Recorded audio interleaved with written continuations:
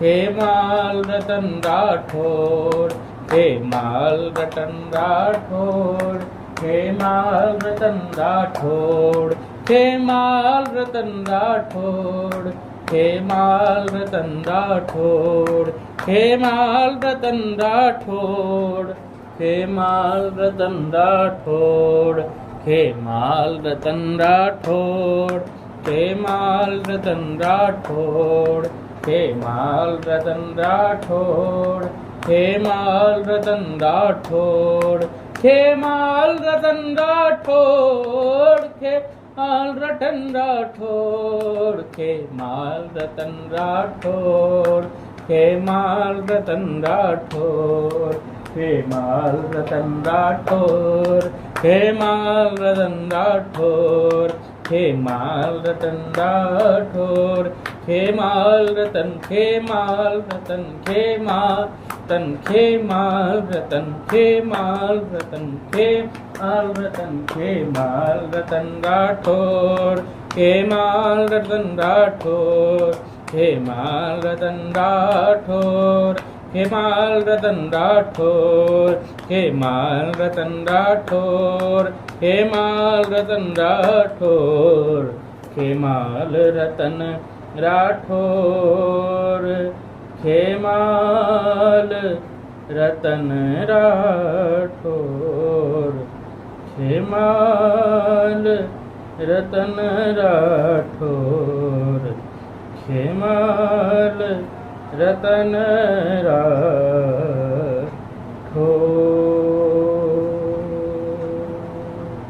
खेमाल रतन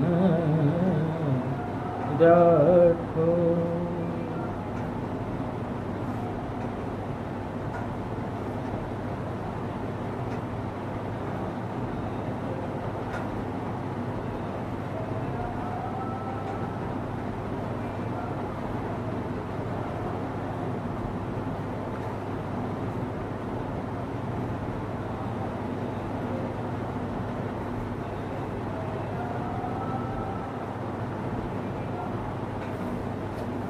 खेमाल रतन राठौर के अटल भक्ति आई सदन, खेमाल रतन राठौर के अटल भक्ति आई सदन, रहना पर गुण राम भजन भागवत उजागर, प्रेमी परम किशोर उधर राजत रत्नाकर, रहना पर गुण राम भजन भागवत उजागर, प्रेमी परम किशोर उधर राजत रत्नाकर, हरिदासन के दास दशा ऊंची ध्वजधारी, निर्भय अननि उदार रसिक जस रसना भारी, निर्णय निर्भय अननि उदार रसिक जस रसना भारी,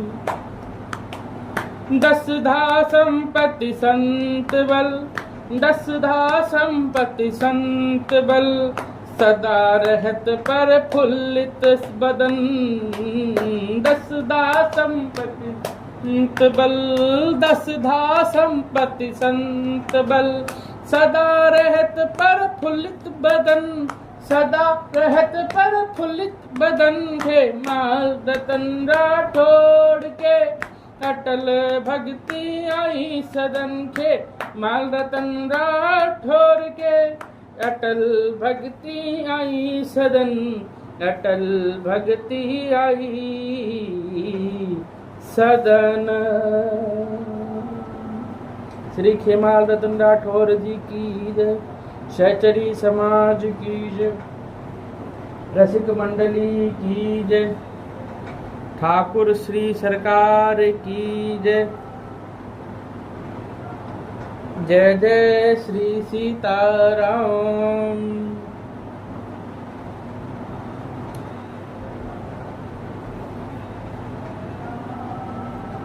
अनंत अनंत कल्याण गुणगन निलय, अखिल हे प्रतनीक।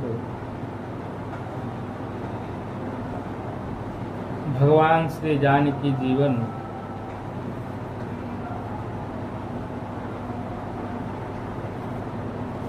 की चरण शरण सन्निधि में बैठ करके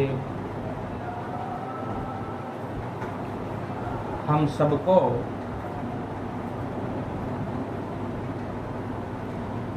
इन्हीं युगल की अतिशय प्यारी भक्तमाल की चर्चा सुनने का अवसर मिल रहा है। इस भक्तमाल के रसिया भंवरे जो इस भक्तमाल के रस को जानते हैं, जानते क्या इसी में निमग्न रहते हैं, पर इस भक्तमाल का कैसा रस है यह केवल श्री ठाकुर जी ही जानते हैं। और इन्हीं की कृपा करुणा से आप हम सबको आज श्री भक्तमाल जी सुनने का अवसर मिल रहा है। इन्हीं के बहाने से हम सबको श्री भक्तमाल जी की कृपा प्राप्त हो रही है। हम लोगों ने कल स्मरण किया था श्री चतुर्भुज दास जी के मंगलमय चरित्र को।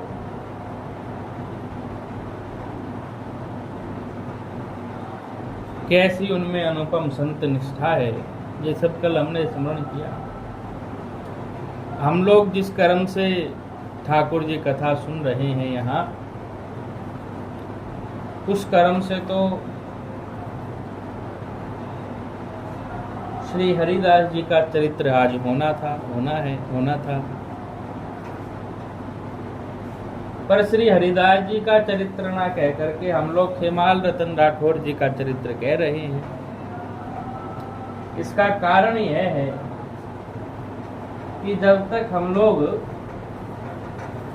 मूल तत्व को नहीं समझेंगे तब तक ऊपर ऊपर की बातें कहने में आनंद नहीं आएगा। सबसे पहले मूल सिद्धांत पर विचार करना चाहिए। मूल सिद्धांत समझ आ जाएगा तब आगे बढ़ना चाहिए। और आगे सब सिद्धांतों को पढ़ लो पर मूल सिद्धांत को अपने दृष्टि में न रखो। सबके सब सिद्धांत उस मूल सिद्धांत से विपरीत होते चले जाएंगे तो भले ही उनको कितने ही अच्छे प्रकार से आपने समझाओ पर वे सबके सब गलत माने जाएंगे, ठीक नहीं माने जाएंगे। तो सबसे पहले मूल सिद्धांत को समझना चाहिए। तो इस भक्ति परिवार का जो मूल है वह श्री खेमाल रतन राठौर जी है। श्री नाभा जी ने भक्तमाल जी में सरकार, नाभा जी ने भक्तमाल जी में केवल नाम लेकर के उन भक्तों का स्मरण किया है। और ऐसे भी भक्त हैं जिनका केवल नाम लिया गया और प्रियादास जी ने भी कवित्व में उनका स्मरण नहीं किया, केवल नाम लेकर के।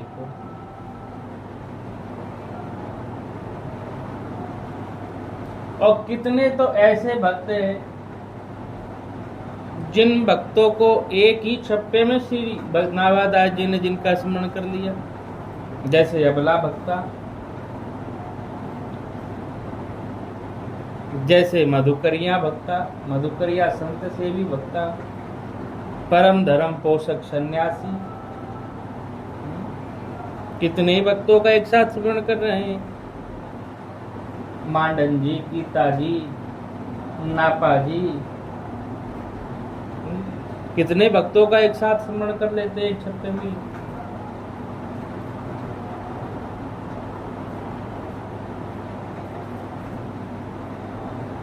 परंतु श्री खेमाल रतन राठौर जी के छप्पे के सहित खेमाल रतन राठौर जी के ही परिवार के जनों के विषय में श्री नाभा जी ने 5 स्वतंत्र छप्पे लिखे हैं। 5 स्वतंत्र छप्पे, आप विचार करें कैसी अद्भुत अनुपम भक्ति श्री खेमाल रतन राठौर जी के यहाँ फली फूली है। कि 1-2 नहीं 5-5 छप्पे इसी परिवार से श्री नाभादास जी ने लिए। कैसी अद्भुत अनुभव। तो सबसे पहले खेमाल रतन राठौर जी के विषय में हम लोगों को समझना चाहिए। यद्यपि खेमाल रतन राठौर जी की भी जीवन चरित्र की जो लीला है, उनकी जैसी अनुपम भक्ति है, जैसे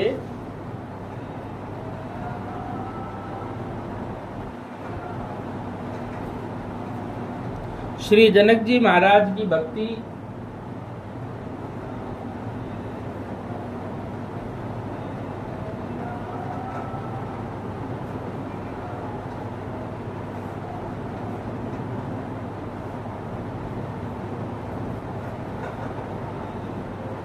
जोग भोग में राख्यो गोई, राम विलोकत प्रकट सोई। जोग और भोग में छुपा करके रखी है। ऐसे श्री खेमाल रतन राठौर जी की भी जो परमोच्च अवस्था को प्राप्त भक्ति है, वह भी उनके जीवन के अंतकाल में ही प्रकट होकर के आती है। उसका स्मरण तो हम लोग आगे के छप्पे में करेंगे।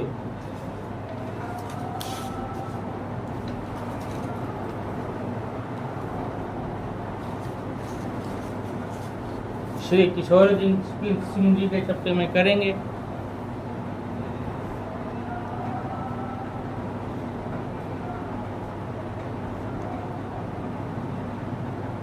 परंतु यहाँ श्री नाभादास जी कह रहे हैं कि खेमाल रतन राठौर के अटल भक्ति आई सदन। बड़ी विचित्र बात है। खेमाल रतन राठौर के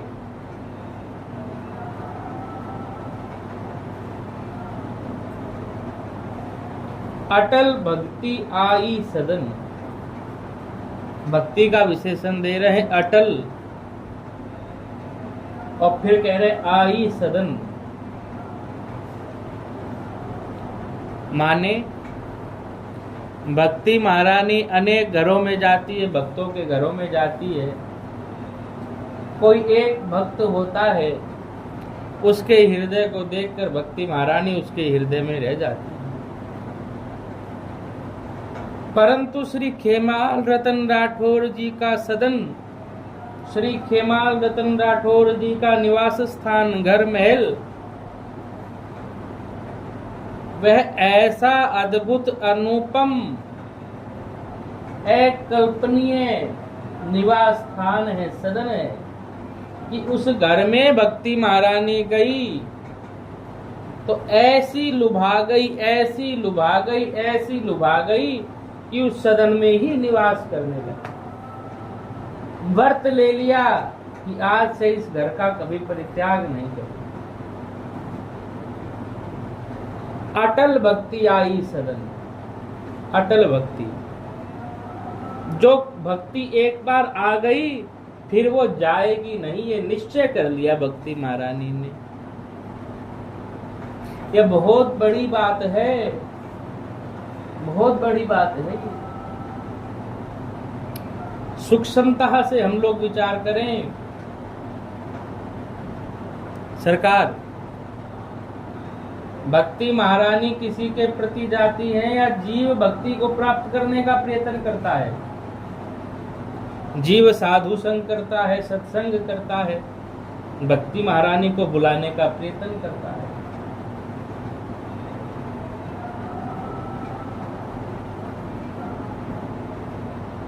जहां साधु रहेंगे, जहां संत रहेंगे, भगवत प्रेमी रहेंगे, भगवान की कथा होगी, वहीं भक्ति महारानी विहार करेंगी। श्री खेमाल रतन राठौर का घर है यह। इस संबंध से भक्ति महारानी उस घर में अटल रूप से विराजमान हो गई। तो हमको यह विचार तो करना पड़ेगा कि खेमाल रतन राठौर जी में ऐसा कौन सा गुण है, ऐसा कौन सा विशेषण उनमें है कि भक्ति महारानी उनके ही सदन में सदा सर्वदा के लिए निवास करने लगी? ये तो हमको विचार करना पड़ेगा कि नहीं? करना पड़ेगा। तो खेमाल रतन राठौर जी का जो सबसे बड़ा विशेषण है वह यह है कि श्री खेमाल रतन राठौर जी के यहाँ निरंतर सत्संग होता है, निरंतर संत सेवा होती है, साधु सेवा होती है। श्री खेमाल रतन राठौर जी को श्री ठाकुर जी के जनों से अत्याधिक प्रेम है, अत्याधिक स्नेह है, ममता है। इसी कारण से दासानुदास होने के कारण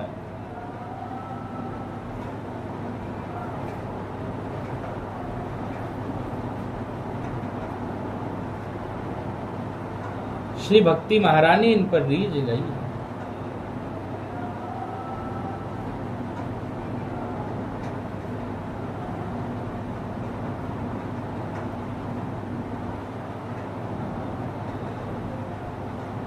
एक कथा भी इस विषय में बड़ी प्रसिद्ध है कि श्री खेमाल रतन राठौर जी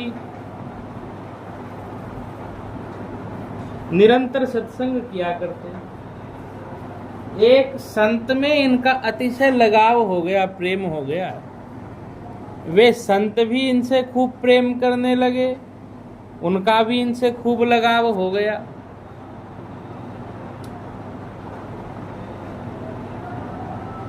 पर सहसा एक दिन उन संत ने अपनी लीला पूर्ण कर ली, शरीर शांत हो गया। अब जब शरीर शांत हो गया श्री उन महात्मा का, तो श्री खेमाल रतन राठौर जी बहुत विकल हुए, बहुत जोर से रुदन करने लगे, बहुत जोर से रुदन करने लगे। तो खूब सुंदर उन संत के लिए भंडारा किया गया था। तो इनके ऐसी विकलता को देखकर, ऐसे रुदन को देखकर सरकार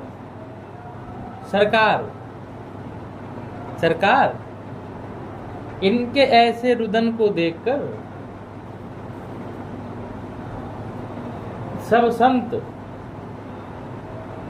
वे बड़े आश्चर्यचकित हो गए कि भैया ऐसा रुदन, राजा होकर के ऐसा रुदन, राजा में तो भक्ति प्रतिष्ठित हो जाए यही बहुत बड़ी बात है, और ये तो ऐसा रुदन कर रहे हैं, क्या बात है।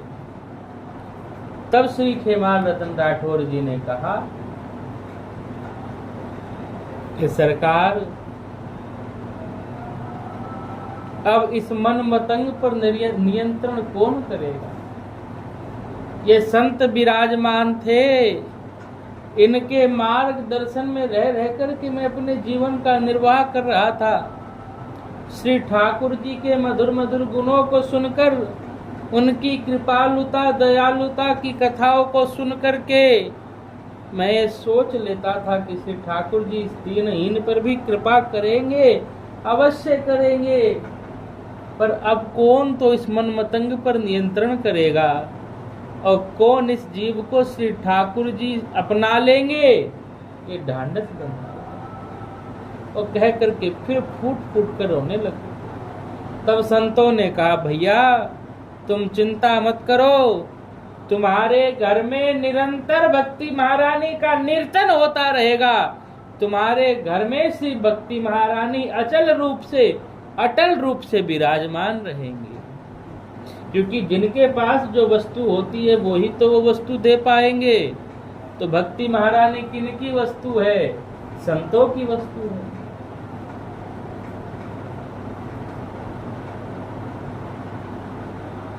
बिनु सत्संग न पावई प्राणी,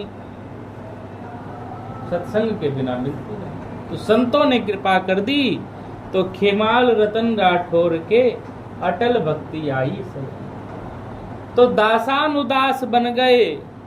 अब दासानुदास बन कर के जिस स्थान पर रहने लगे, उस स्थान में ही भक्ति महारानी रमण करने लग गई। विहार करने लग गए, नर्तन करने लग गए। और वस्तुतः यही जीव के जन्म की सफलता है, यही उसके संबंधों का साफल्य है, चाहे वह विरक्त हो अथवा गृहस्थ हो। विरक्त साधक, विरक्त भी यह निश्चय करे कि उसके जितने शिष्य हैं, उससे जुड़े जितने संबंधी हैं, उन सबके हृदय में श्री ठाकुर जी की भक्ति महारानी आ जाए, फिर छोड़ करके कभी ना जाए। और गृहस्थी जितने हैं वे भी निश्चय करें कि इस शरीर से संबंध में जो पुत्र बना है, शरीर जीव जो पुत्री बनी है, जो पत्नी बनी है, जो माता बनी है, जो पिता बने हैं, जो भाई बने हैं, जो बंधु बने हैं, जो सखा बने हैं, वे सब श्री ठाकुर जी की भक्ति में लीन हो जाएं, निमग्न हो जाएं। जो सुख हमारे हृदय में है वही सुख इन सबको मिल जाए, तब तो साफल्य है, नहीं तो साफल्य नहीं। ये संबंध इसीलिए तो है कि यो तो जीव विचार करेगा कि मेरा किसी से क्या लेना देना है, पर कम से कम अपने जीवों के कल्याण की बात तो सोचेगा कि मैं तो इनके साथ न तो यह गारंटी है कि अगले दिन रहूंगा कि नहीं रहूंगा, 1 घंटे बाद रहूंगा कि नहीं रहूंगा, ना ही यह गारंटी है सरकार। निश्चय पूर्वक यह भी नहीं कहा जा सकता कि एक क्षण रहूंगा नहीं रहूंगा, और फिर मान लो जीवन भर तो हम लोग साथ रह आए, संसार के लोग साथ रह आए, पर मृत्यु के बाद कौन किसके साथ जाएगा? कोई किसी के साथ नहीं जाएगा। उस समय का साथी मैं अपने संबंधी को दे करके मानूंगा। उस समय मेरा ये संबंधी अकेला नहीं पड़ना चाहिए, इसके साथ श्री रघुनाथ जी रहे, ये निश्चय करिए, तब तो संबंध का साफल्य है, नहीं तो साफल्य नहीं। तो श्री खेमाल रतन राठौर जी ने ऐसी भक्ति की कि अटल भक्ति आई सदन। महारानी जी इनके सदन में निरंतर रहने लगी। अब जब महारानी जी वहां विराजमान हैं तो महाराज कहाँ रहेंगे? भक्ति महारानी प्रसन्न हो गई, श्री किशोरी जी प्रसन्न हो गई, किशोरी जी इनके घर में रहती हैं, तो श्री ठाकुर जी कहाँ रहेंगे? ठाकुर जी भी तो वही रहेंगे। तो श्री खेमाल रतन राठौर जी का घर ही युगल की विलास स्थली बन गया, श्री युगल जी का लीला स्थान बन गया, धाम बन गया, क्षेत्र बन गया। खेमाल रतन राठौर की अटल भक्ति आई सर।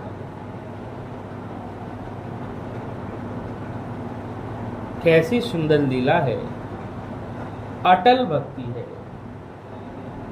भक्ति आ जाए यह तो समझा जा सकता है, पर अटल भक्ति, अविचल भक्ति, जैसी भक्ति शंकर जी की है, अविचल हृदय भक्ति के रेखा। जब ये अविचल हो जाए भक्ति, वही परमोच्च अवस्था है, सर्वोच्च अवस्था है भक्ति महारानी की। क्यों? कब भक्ति अटल होती है और कब भक्ति सचल होती है? जब आप ब्रह्मलोक पर्यंत संसार की कोई विषय वस्तु व्यक्ति स्थान लुभावना न लगे, सारे भोग उपस्थित हो जाएं, पर उन भोगों में सुख बुद्धि ना रहे, महत्व बुद्धि ना रहे, तब तो भक्ति अटल होती है। और जब तक शरीर संसार के भोगों में सुख होगा, तब तक भक्ति महारानी अटल नहीं होती। क्योंकि मन तो एक है, मन तो एक है, या तो यह श्री ठाकुर जी का ही स्वाद लेगा या यह संसार का ही स्वाद लेगा।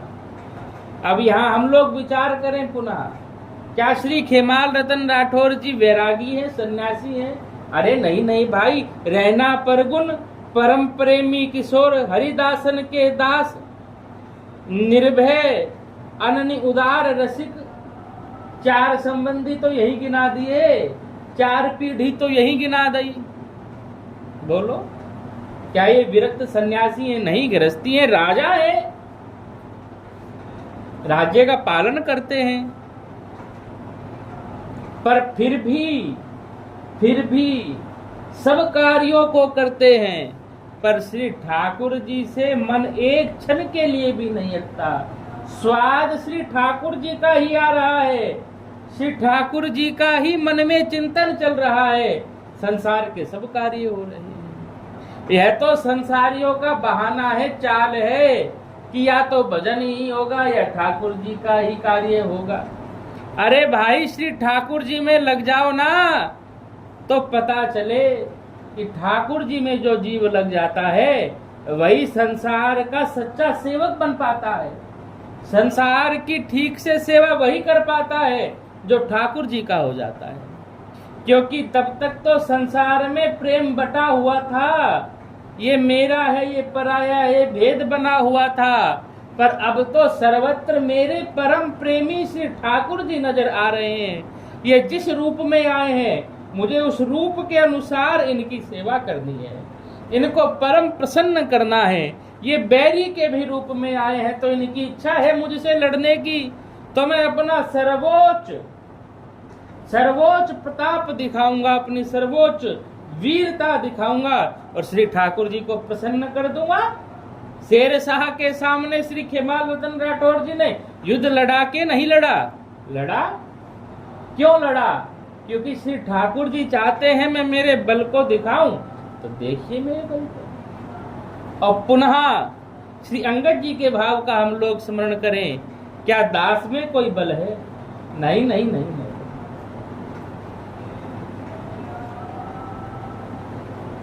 निशिचर के राज महातु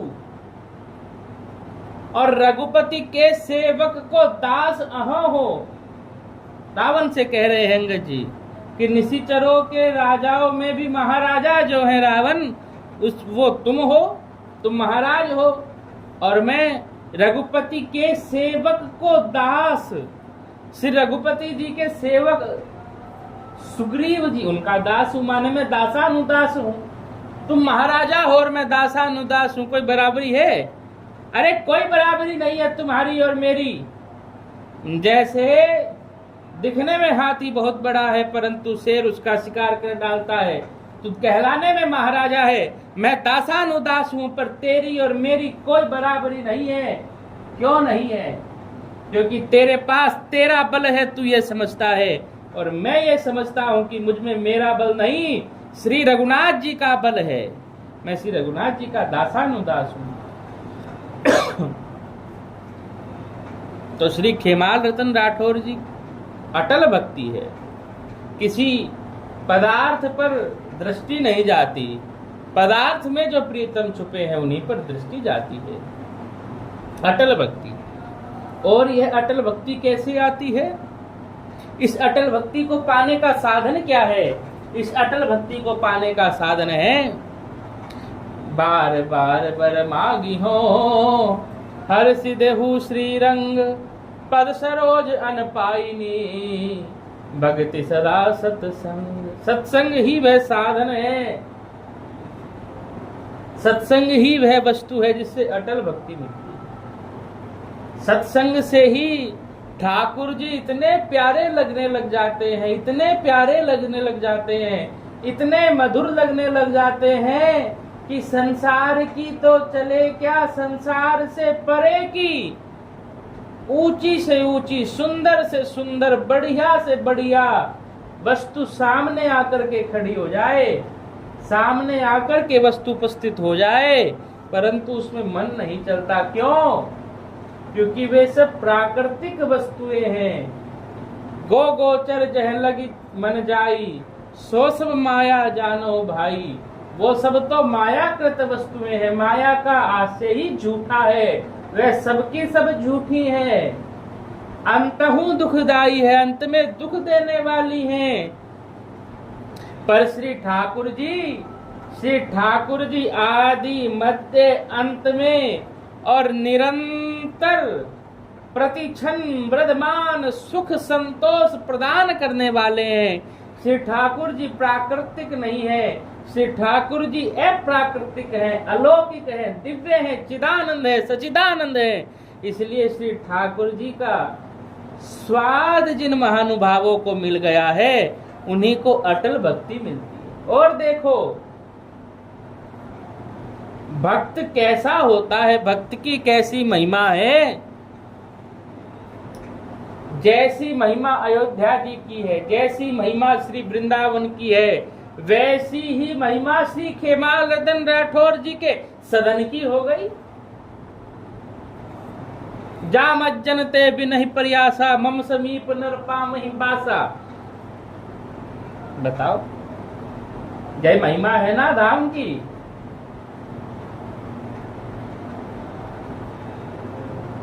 सरयू जी की महिमा है,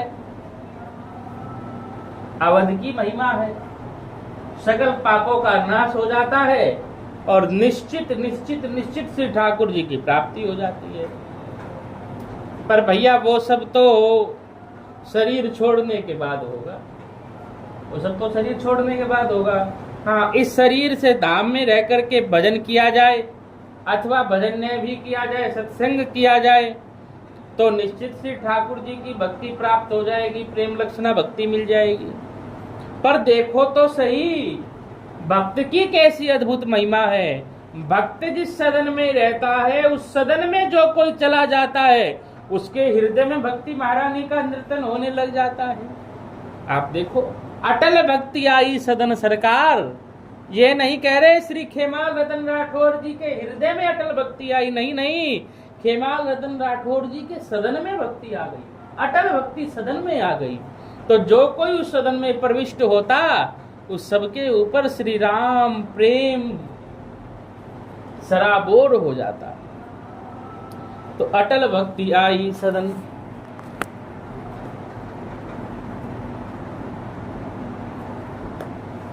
और रहना पर गुण राम भजन भागवत उजागर। इन सब की चर्चा हम लोग कल करेंगे क्योंकि आज अतिशय विलंब हो रहा है। और कल श्री खेमाल रतन राठौर जी का चरित्र हम लोग पुनः स्मरण करेंगे और आगे के कार्य करेंगे। आज एक पंक्ति के भाव को हमने ठीक से थोड़ा थोड़ा ठाकुर जी की कृपा करुणा से जितना इस बार इन्होंने चाहा उतना पिया, और श्री ठाकुर जी जितना पिलाते जाएंगे उतना हम भी पीते जाएंगे और ठाकुर जी भी पीते जाएंगे, पीते रहेंगे। तो श्री